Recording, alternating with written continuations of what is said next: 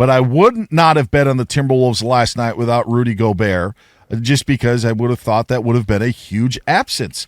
And Rudy Gobert does not make the flight from, we believe, the Twin Cities to Denver in time to make the game last night following the birth of his child. So no Rudy Gobert last night.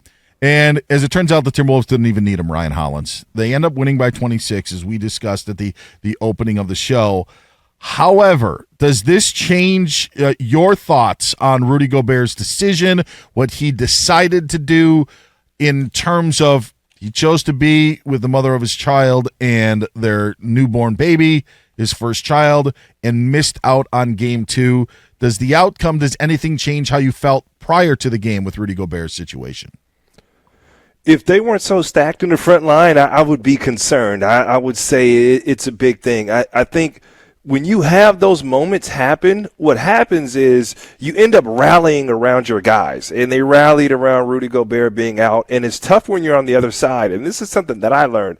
It doesn't matter who is sitting out. It doesn't matter who is in lineup. When you have guys that are over there and ready to play, man, you have to be prepared. And this wasn't Anthony Edwards sitting out. This wasn't, hey, Edwards and Towns sitting out. This was Rudy, and I don't want to. I'm not taking anything away from Rudy, and not to say that the Nuggets are this or that, but it ended up being more of a just a curveball, okay? And I'm sure that everybody was pleased with the way Cat played in the game, and he absolutely balled out. But it's tough because it throws out your scout and kind of what you are prepared for when you're playing against the Timberwolves, and it shows, if anything, you really see their depth. So I'm not going to lose my mind over it. Shout out my guy Gilbert Arenas. Guys, Gilbert's just trolling you. He knows it. He gets it. You got to – but it's saying – so for those who don't know, Dan, he said, right? He said – We got it. Let's hear from him. Oh, gosh. Are we going there? Yes. Yeah, we're going to hear from Gilbert Arenas right now. This is what he said about Rudy Gobert missing game 2. I would imagine Minnesota – I don't know for sure. I'm not in that man's business like that. Okay. I mean, missing this game for that baby. I see you. It's the baby, bro. It's going to be there when you get back. We hope.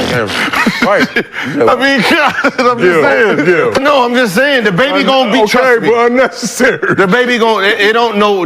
Whatever you about to think you about to do with the baby, he going to be asleep. Need that skin-to-skin contact. Okay, you get skin-to-skin in 2 days. Like I get you want to be with your wife and smile and stuff, and your good NBA healthcare insurance. It's because of you playing. Right. Trust me. They got everything. So Gilbert, not for Rudy Gobert missing the game, but he ended up missing the game, and they ended up winning without him.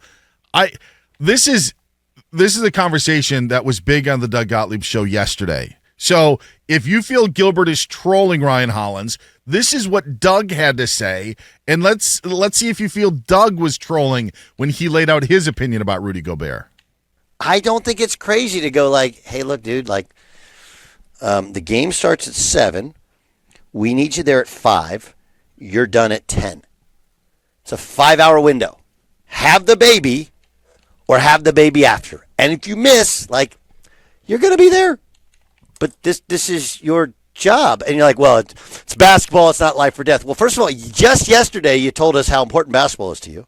And this is the other part. Other people are counting on you. It's not just a linear, well, I decide for me what I do. I could be the worst human being on earth, and I love my children, and I was there for the birth of all 3, okay? And I'm sure there's an empathetic portion of me, which some of you might think that I'm missing. I don't. I'm understanding of it, but I'm also dealing with the reality of, dude, how many opportunities do you get to go up 2-0 on the defending champion? That was Doug's take yesterday at Rudy Gobert. Doug is trolling. Doug's If you notice, Doug threw out, I'd never miss the birth of my children. It's 3 for 3. He made it to all 3. Apparently, he did he go? Was he back at work a day later or something like that? I think that Jason and Sam were here yesterday. Yeah, I think he said that he came back the night because he did a night show. Yeah. So yeah, and by the way, he wasn't quite 3 for 3 because he had twins, so he was 2 for 2. Right, 2 for 2 occasions. Yes, that's right. But the point is there. Chris Finch even said before the game that there were some flight issues and weather, and they weren't going to be able to make it on time. I think Rudy Gobert went because he could. And I will say this. I actually think it's the worst case scenario for Rudy Gobert for them to win by 26 last night. Because now you look at Rudy Gobert as maybe not as key of a piece that we thought moving on. I thought even Ryan, if they would have done Rudy Cam, like, the local TV spot in the Twin Cities follows Rudy Gobert at the hospital. They're like, he's just leaving now. They're going to get a police escort to the airport. Rudy Gobert is going to try to make game 2. Like, you make a nice story out of it. And if you can't take off because of the weather, you can't take off because of the high winds, whatever the case may be, there shows an effort to try to make it and try to be there for your team. Instead, they didn't. If they would have lost by 10, I think Rudy Gobert would have been like, all right, yeah, they need me. This is my team. But now they're up 2-0. They didn't even have him for this game, which, by the way, this is the series that you probably need him the most. Now I just wonder how much of the importance of Rudy Gobert is to the Minnesota Timberwolves. And I would have to think that thought process creeps into some of the players who thought, well, if we just took this team out by 26 without him on the road, how important is he to our actual team? This actually backfired, I think, on Rudy Gobert. No, not at all. I'm not trying to be hot take-ish. I just think natural. If you win by 26 without him on the road, how important is he when you're facing possibly the soon-to-be 3-time MVP of the league? Do you want to know how important? Because he got that there goes that man on the other side, and he ain't going to keep playing as off as he played. He's going to be all right. So at the end of the day, Karl-Anthony Towns is like, cool, I scored. I have my offense rolling. I was in my bag. But I'm going to tell you one thing for darn sure. I do not plan on guarding Nikola Jokic for a series. So, Rudy, get back over here. I held you down for one game, big fella. Get back over here. If they win game 3 on Friday night by 20 points, no one's going to say, thank goodness we had Rudy Gobert back. We're just going to be like, yeah, this team is better. Yep, they were better. They didn't need him. This thing is over with. That's a wrap.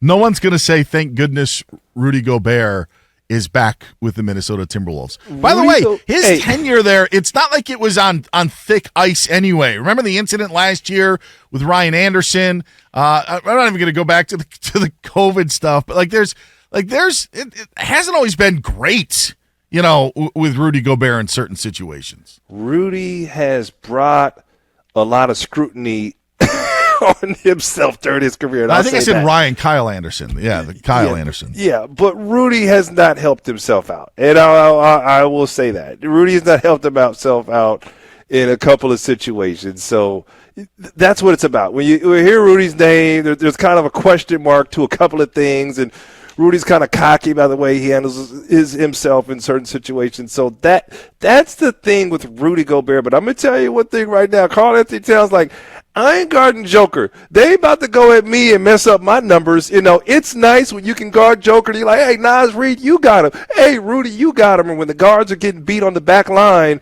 and then Rudy's sitting right there blocking shots, that's a whole different monster than when he is not there. So I'm going to tell you right now that he is going to have to be back, and I don't think there's a question about that. After last night's performance, Karl-Anthony Towns is using deep voice all week long. That is what he put up, and with the help of others, but to get that win without Rudy Gobert, man. I always say this to the guys, and I actually just came back from a short vacation, Ryan. When I come back and I ask how things go, I don't want to hear they were great. Things were fine. I want to hear how miserable they were, and thank goodness that I am back because this place was about to fall apart.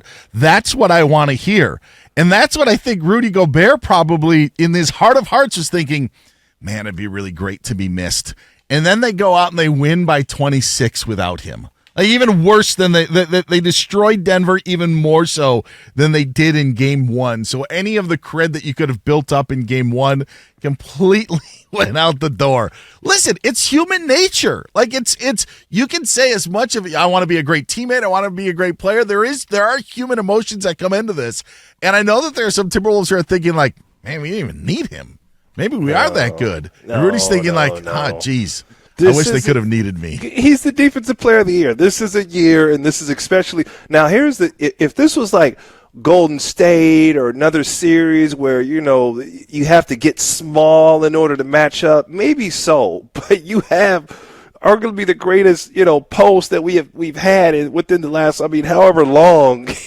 So look, there's no question that Rudy is very welcome and very needed, and I listen. I guarantee Karl Anthony Towns ain't glad that ain't happy. He's like, look, I held you down for a game because here's the thing about it. Cat has been scoring. He's been prolific. He's been doing his thing. He's been really, really on offensively. But if that goes out, and then you need him to defend, and he's been really good this year defensively. I got to add that. You're putting him in an awkward scenario. There's one game, I don't want to say that Cat had one good game, but you want to have that safety blanket of the defense. So I'm going to tell you right now, they're very glad that Rudy's going to be back. I know we got to take a timeout, but there wasn't one time, even at UCLA, where like maybe you were dinged up and Lorenzo Mata got eaten up by the opponent. You're like, yeah, they're going to need me. Oh, you're kidding me? Of course. Yes, no, Dan. absolutely. I know exactly what you're talking about. Yes, right? Yeah. That's all I'm saying. So it just backfired on Rudy Gobert. That's all. Get that's back all I'm in there, saying. Hollins. We need you.